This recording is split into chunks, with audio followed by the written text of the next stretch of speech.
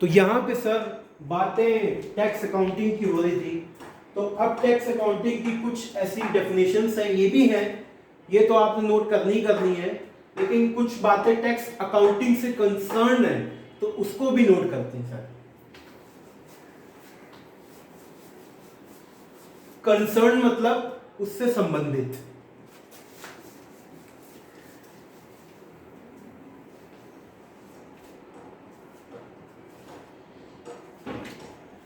तो fifth point पे लिखेंगे,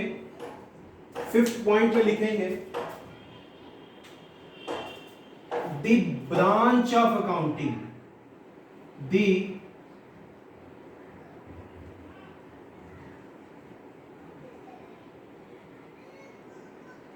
the branch of accounting which is used for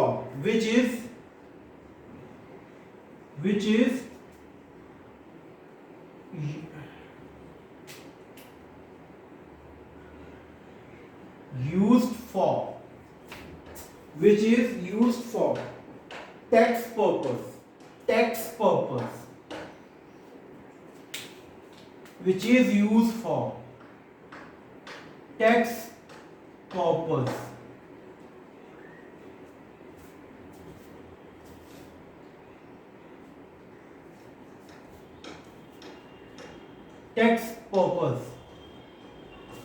the branches of accounting which is used for tax purpose, on the basis of this accounting, on the basis of this accounting, on the basis of this accounting, on basis of this accounting, income tax computed,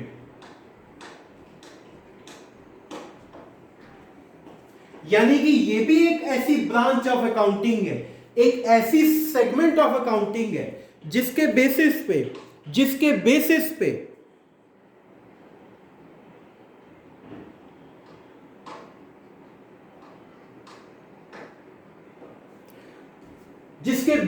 पे हम taxation की liabilities, tax की liabilities यानी दायित्व निकालते हैं। अब मैं इसकी बात कर रहा हूं सर,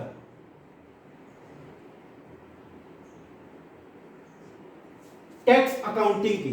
आप कहेंगे टैक्स अकाउंटिंग, अभी तो स्लैब की बात कर रहे थे आप, अकाउंटिंग का इसमें क्या रोल है? अकाउंटिंग, टैक्स अकाउंटिंग का क्या रोल है? आइए सर, ये प्रॉफिट एंड लॉस है, ठीक है।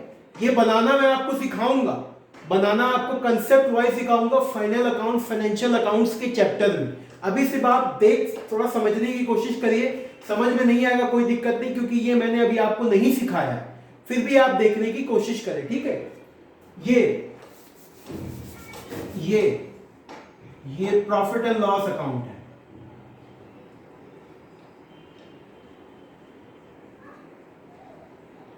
ये प्रॉफिट एंड लॉस अकाउंट है सर, ठीक है ना। मैं इस वर्ड का मीनिंग को विजुलाइज कर रहा हूं, ये प्रॉफिट एंड लॉस अकाउंट है, ठीक है ना।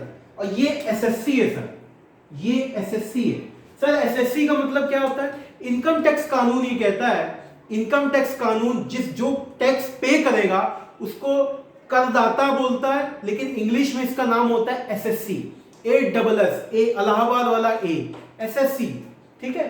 तो इनकम टैक्स कानून एसएससी कहता है, जो टैक्स पेयर होगा, हम लोग टैक्स पेयर कहते हैं, लेकिन लीगल लैंग्वेज में, इनकम टैक्स एक्ट की लैंग्वेज में, इनकम टैक्स लॉ की लैंग्वेज में, वो करदाता को यानी टैक्स पे करने वाले को एसएससी के नाम से बुलाता है।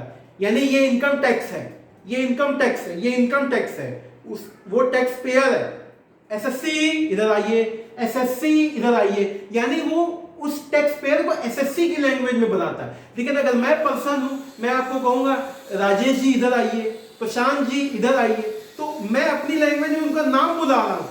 इनकम टैक्स कहता है हमें नाम से मतलब नहीं, वो मेरे लिए एसएससी है। तो एसएससी वर्ड का मीनिंग मैंने बताया आपको, एसएससी। तो ये एसएससी है, ये एसएससी है।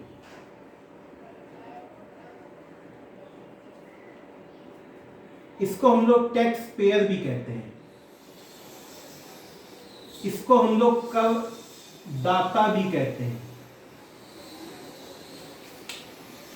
बोथ आर सेम, तीनों सेम है।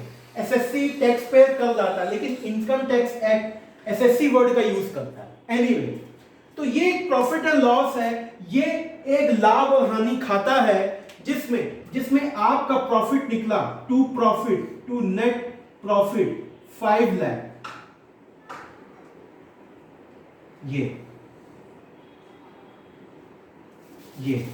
ये लास्ट में टू नेट प्रॉफिट, ठीक है सर, ये 5 लाख, ये 5 लाख निकला, ये 5 लाख निकला।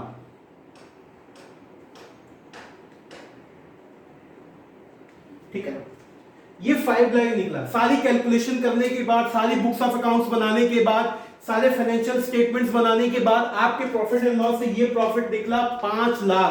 ये 10 भी हो सकता है, ये 20 भी हो सकता है, ये 50 भी हो सकता है। जस्ट फिगर ये 5 लाख निकला।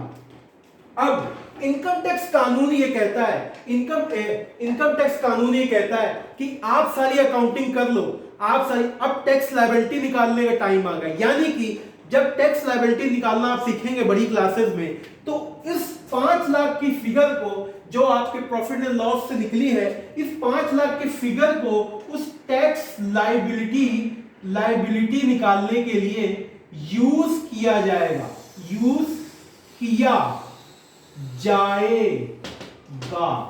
यानी कि ये 5 लाख रुपए आपका उस टैक्स लायबिलिटी में यूज किया जाएगा कि 5 लाख रुपए पैसा कमाया, प्रॉफिट कमाया, ठीक है ना, प्रॉफिट कमाया, तो उस प्रॉफिट से ही तो आप टैक्स दोगे, घर से निकाल के तो आप दोगे नहीं।